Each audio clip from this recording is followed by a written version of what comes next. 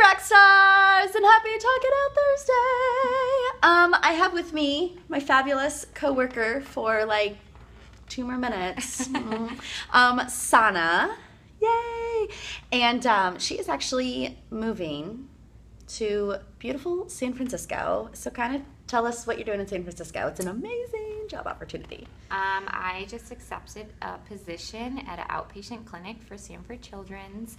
And I will be starting a therapy program for a new diagnoses, which is basically about kids who are experiencing overnight symptoms of anxiety and OCD and never really had signs of that before. Mm-hmm. And there's a link between that and having a recent episode of strep or some kind of autoimmune or bacterial infection. Mm-hmm. So it's really interesting stuff, and I'm excited. Yeah, she's super smart, you guys. No, this girl's super smart and creative and fun and funny. Well, thank you. Yeah. Whatever. But I'm sad to leave here because I'm leaving great coworkers. I know. But it's just another great opportunity to come out and visit you in San Francisco. Very true. West Coast. Yeah. So I wanted to do a video with you because you're super smart, you're in this field, but I wanted to kind of get like a cultural perspective. Absolutely.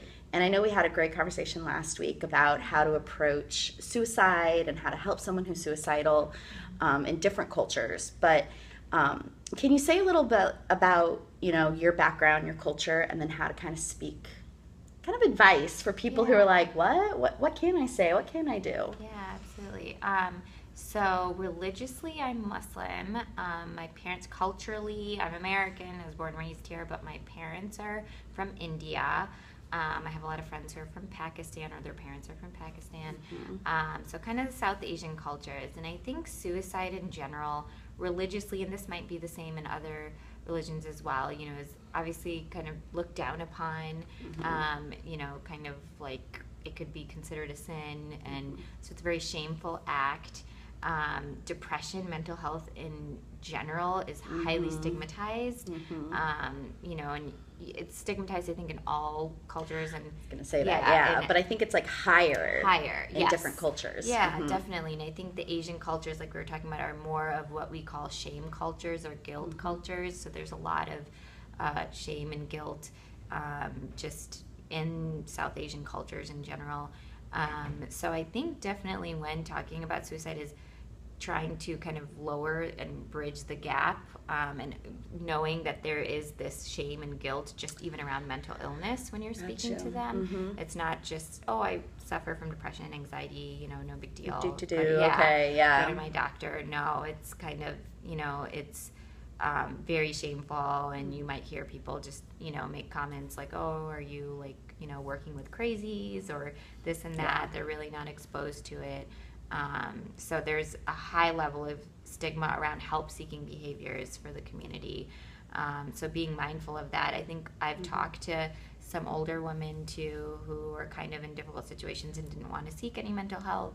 And one thing that they said to me is, I'm not sure how someone of a different race or a different culture is going to, what are they going to understand about me? What are they going to, they're just going to tell me to leave my marriage, or they're going to tell me to just go and get medication and, seek help. And that's something my husband or my kids or my parents, nobody's going to support me with, and they'll think I'm crazy and I can't work. And, so there's another level of it. And it sounds like, and I know I've talked to you all rock stars about the difference between like empathy and sympathy.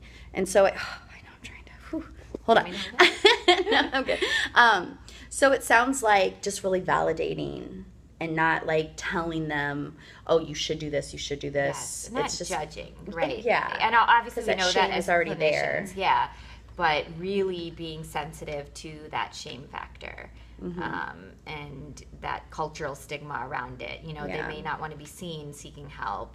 Yeah. I was talking with our local mosque about getting counselors for the community and for the kids, and one thing that even came up was, should we like do it in a back room where like people don't have to be seen coming in and coming out, and obviously for confidentiality, no matter where you want that. Yeah. But that's just also speaking to the fact that people might not even come if they're like, other people see me going into the office. Got you. So it's little bit more tricky. But I think, yeah, it's that awareness piece of just being aware of, okay, there is a different culture, there is a different, and even just like religious, beliefs. Yes, religion plays a big part of a lot of people's lives. And I know I've had clients that are like, no, I'll never kill myself because it's a sin and I'll go to hell. And I'm always like, okay, you go with that. Yeah, yes, whatever. Do it. Yes, exactly. That's going to keep you safe. So. And even with the mental health treatment that, might lead you to, if you don't seek treatment, might lead you to suicidal thoughts. It's, I can get myself better by, reading religious books or relying on God. And, that I think is across all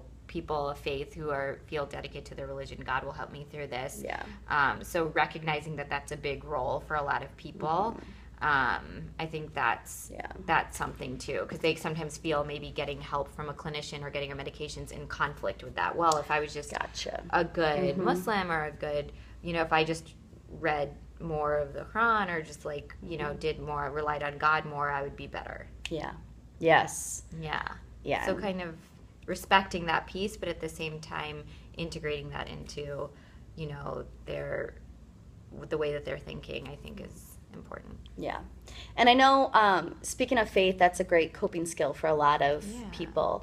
What are some of your coping skills? What do you do to kind of like relax? And I mean, you're prepping for this huge transition in your life. So how are you kind of like getting ready for all that stress and change? And I find that my life is so busy and my field requires I'm constantly around people, and our nature is always to kind of put other people's needs before ours, and that's definitely something I do. So what I find is really helpful to me and therapeutic is like actually forcing myself to have some alone time and making it kind of spiritual. Like the other day I took a day off and I literally, and not saying that you shouldn't leave the house, and because I had to pack, I packed like 6 bags and I did it all last minute. So yes, exactly. But it was so nice. I literally just stayed in my PJs. I didn't feel pressure. I didn't make any commitments to social obligations or anything like that, and I rarely do that. So I'm not saying you should stay at home and do nothing, but for those of us who don't even get that opportunity to have a day off and use that day off just for yourself and stay at home. And don't feel shame about it. Exactly. Don't feel guilty. Just like, no, I'm staying in. Exactly. Like, there's so many things I should be running around, blah, blah, but I really just like took my time, paced myself, stayed in my PJs,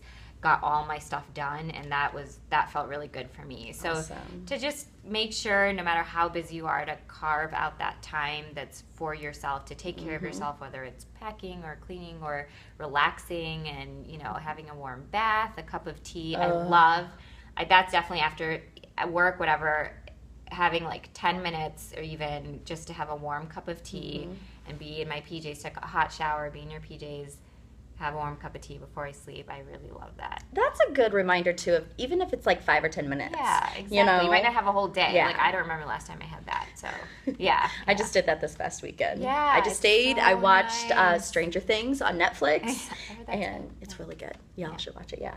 So, all right. Well, good luck in San Francisco. You. Yes. Thank you. And thank you, RockSTAR. Woo! That's right. So RockStars, have a great week. Mwah, rock on.